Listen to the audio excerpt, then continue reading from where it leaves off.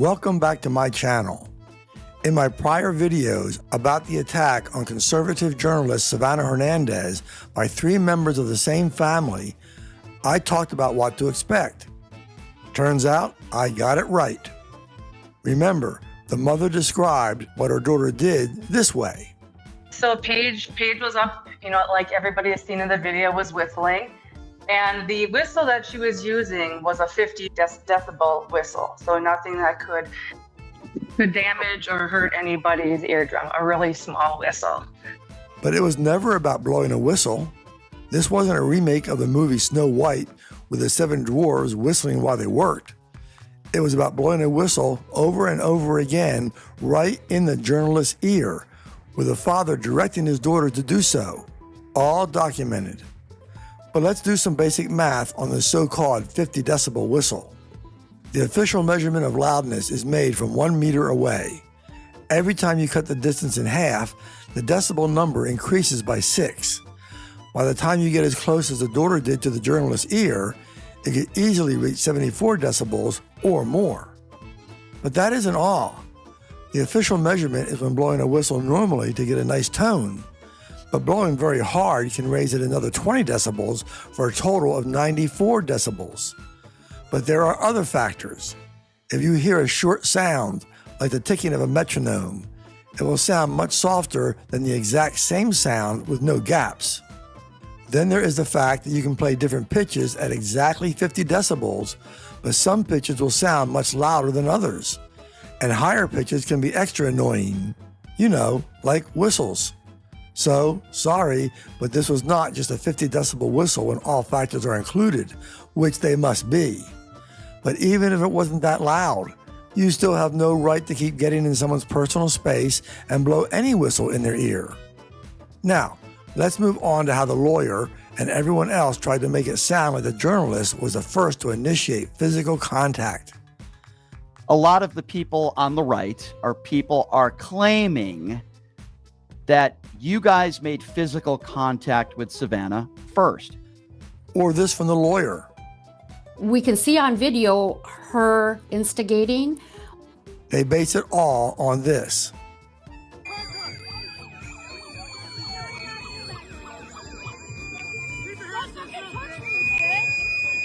They first ignore the person repeatedly blowing the whistle in the journalist's ear, and then blame their victim for daring to protect their ears and their personal space. Focus for a moment on this clip to see how close the whistle got to the journalist's ear. This is not just someone blowing a whistle as part of a protest. It's assault.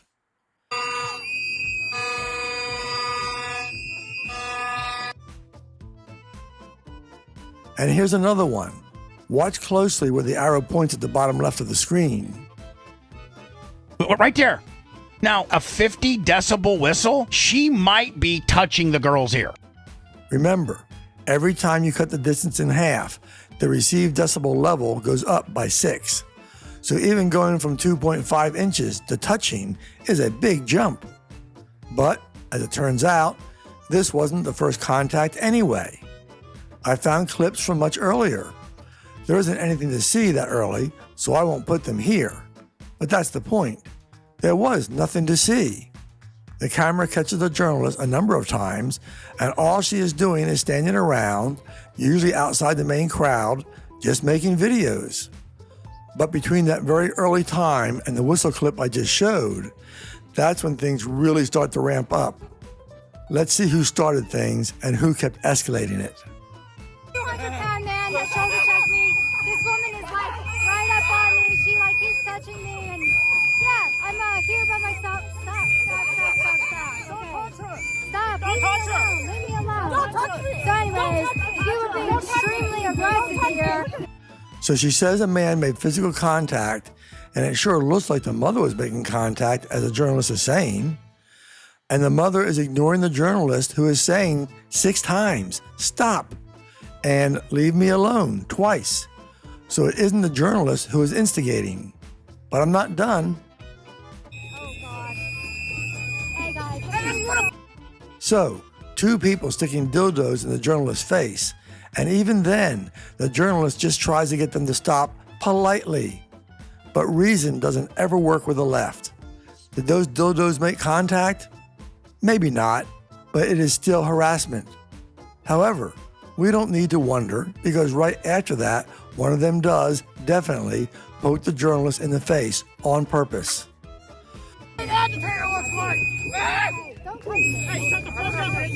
So the physical contact was also started by the leftist protesters. And when the journalist again says, "Don't touch me," the woman tries to act like nothing happened. Just like a school bully who takes a cheap shot at someone, and when the teacher looks at the bully puts up their hands as if they didn't actually do what they really did. Let's watch it again and slow it down so there's no doubt. So it wasn't the journalist who initiated touching, but there's more by the people indicted. I'm going to slow part of this down too, and repeat it, to make it clear who is not only touching, but pushing. Just watch as the journalist, with the daughter standing right behind her, is clearly suddenly pushed.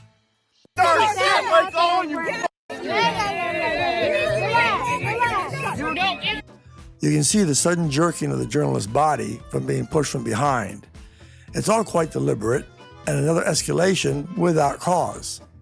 Now, remember, the lawyer and the host a while back acted like not being arrested or charged yet somehow matters, even though it isn't uncommon for arrests and charges to come later. So let's just set the record straight here. Nobody's been arrested yet. Is that correct? You haven't been arrested. Your wife hasn't been charged with anything. Your daughter, is that correct? Yeah, that's correct. Nobody's been arrested. Well, I was right, because now the feds have indicted the father, mother, and daughter. Remember what I also said, that it was quite likely the prosecutor in that leftist-controlled city would try to avoid making charges unless it was too obvious to not do so. Well, I was correct there too. The local prosecutor didn't charge the mother or daughter, claiming there was insufficient evidence, which I guess you could say if you don't bother to actually watch the videos.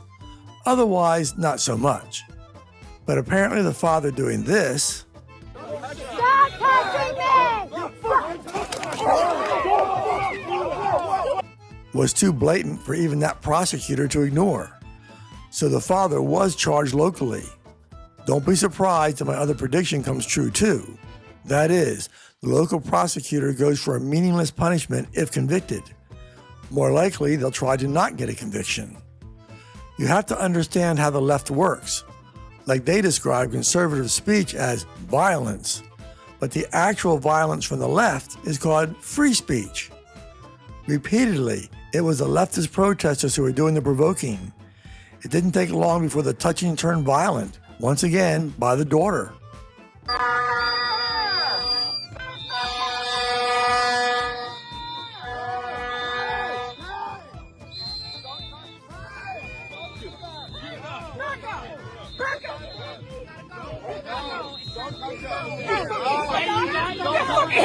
Yo, it's right. Yo, it's over. Watch closely, and you can tell that dildo warrior first made contact with the journalist's face, and the journalist countered by just pushing it away. Don't believe me? Okay, these videos often aren't real clear at normal speed, but let's slow this down too.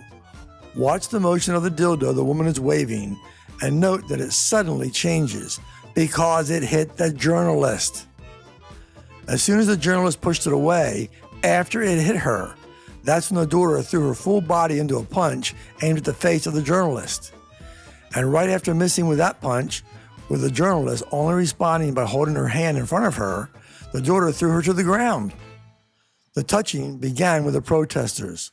The shoving began with the protesters. The violence began with the protesters. It eventually led to the father blindsiding the journalist, which apparently even the prosecutor couldn't ignore, and continued with both the mother and daughter tackling the journalist. The left has lost its mind, and it isn't just about a specific incident. The big problem is very few on the left will criticize their own. More likely, they'll just try to justify their violence.